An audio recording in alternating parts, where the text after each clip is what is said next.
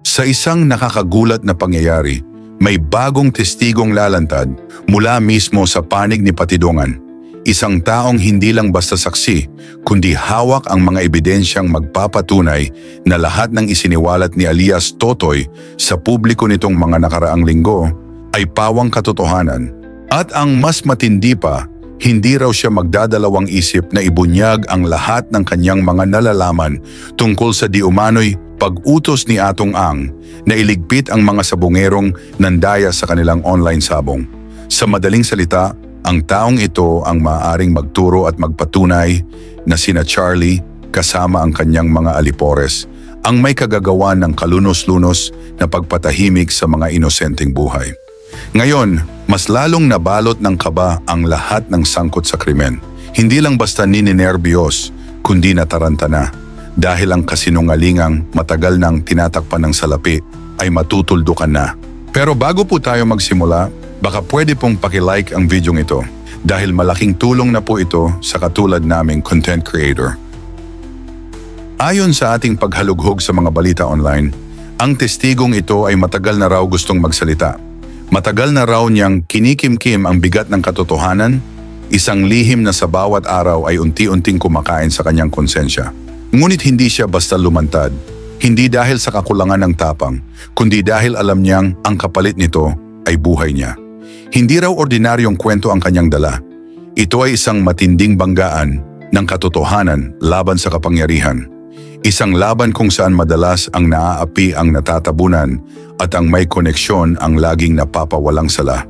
Ngayon lang daw siya nagkalakas ng loob, sa kadahilanang nakita niya siguro na hindi natitinag ang paninindigan ni alias Totoy. At matapang niyang isinapubliko ang mga pangalan, kahit batid niyang binuksan niya ang sarili sa posibleng paghihiganti ng mga taong hindi natutulog pagdating sa pagtatakip ng kanilang mga krimen. Ayon pa sa mga balita, ang mga hawak raw ng bagong testigo ay hindi lang simpleng katibayan. Ang dala niyang ebidensya ay mabibigat daw at kung totoo ang lahat ng ito, baka ito na nga ang matagal nang hinihintay na kasagutan sa biglaang pagkawala ng mga sabongero. Posibleng hawak ng saksi ang mga video, mga sensitibong footage na hindi basta maitatanggi. Baka ito ang mga kuha na nagpapakita kung paanong ipinaligpit ang ilang inosenteng tao. Kung saan mismong si Patidongan na rin ang nagsiwalat nitong mga nakaraang linggo na ang nag-utos para itumba ang mga tinatawag nilang pasaway ay nagmula mismo sa di umano'y mastermind na si Atong Ang. Hindi lang umano basta pagpapatahimik ang layunin, kundi tila ritual na raw ito. Naayon pa kay Dondon, tuwing may bagong biktima raw na nililigpit, napapansin daw niyang tila mas lumalakas ang kanyang amo at hindi na natatakot. Dito na rin niya naisip na ang ganitong uri ng gawain ay hindi nagawa ng isang normal na tao. Hindi ito simpleng operasyon ng krimen, kundi isang bagay na lampas pa sa imahinasyon ng marami. Isang bagay na animoy gawa na ng mga nilalang na wala ng konsensya. Maaring matagal nang itinago ang mga ebidensyang ito ng bagong testigo, hindi para pagkakitaan, kundi bilang panangga. Isang uri ng insurance kung sakaling dumating ang araw ng pagtataksil o kung siya mismo ay isunod sa mga ipinaligpit. Posible rin na maliban sa mga nakakakilabot na video, may mas malalim pang alam ang bagong testigong ito.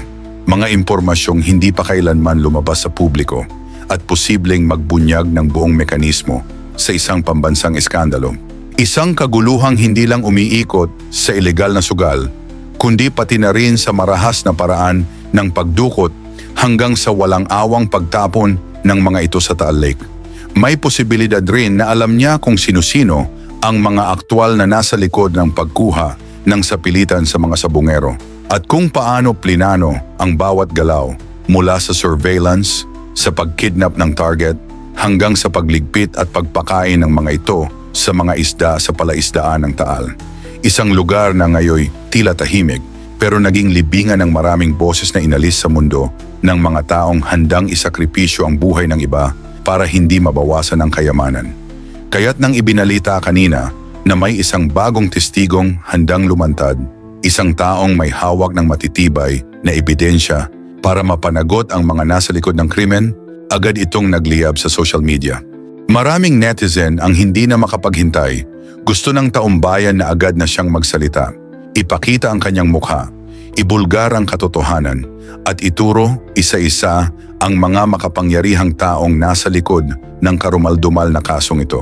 Pagod na ang sambayanan sa paulit-ulit na pagsisinungaling ng kabilang panig mula pa sa nakaraang mga investigasyon na laging nauuwi sa wala, isang kasong kinakalawang na sa mababang antas, na umabot na lang hanggang sa taong ito. Ngayon umaasa ang marami na ang bagong testigong ito ang susi para mabuksan ang pintuan ng hustisya na matagal nang isinara ng takot at impluwensya. Subalit habang hindi pa niya isiniwalat ang lahat ng kanyang mga nalalaman, isang bagay ang malinaw, nasa bingit siya ng matinding panganib. Dapat siyang magdoble ingat sa mga panahong ito sapagkat ayon mismo kay Dondon, ang mga di umano'y tauhan ng kampo ng kanyang mga kalaban ay unti-unti nang gumagalaw. Kung saan habang siya'y nananahimik at nagtatago, kung ano-ano na raw ang mga hindi maipaliwanag na insidente ang nangyari sa paligid niya. Isang beses, may drone daw na lumilipad sa mismong ibabaw ng kanyang bahay, tila minamapa ang kanyang kilos. Dahil dito, agad siyang lumipat ng hideout, dala ang kaunting mga gamit na kaya niyang bitbitin. May pagkakataon din daw na may mga hindi kilalang taong umaaligid sa paligid ng kanyang tinutuluyan. Nakasuot ng bonnet, naka-face mask at tila laging nagmamatsyag. Hanggang sa isang araw may natanggap na siyang bulaklak ng patay sa mismong kanyang pinagtataguan. Isang malinaw na mensahe na wala ng ligtas na lugar. Kung dapat mang matakot ang bagong testigong ito para sa kanyang buhay, mas dapat mabahala ang di umano'y pinakautak ng lahat na si Atong Ang. Dahil sa oras na tuluyang mabunyag ang hawak ng testigo, aanhin pa niya ang kanyang bilyon-bilyong salapi.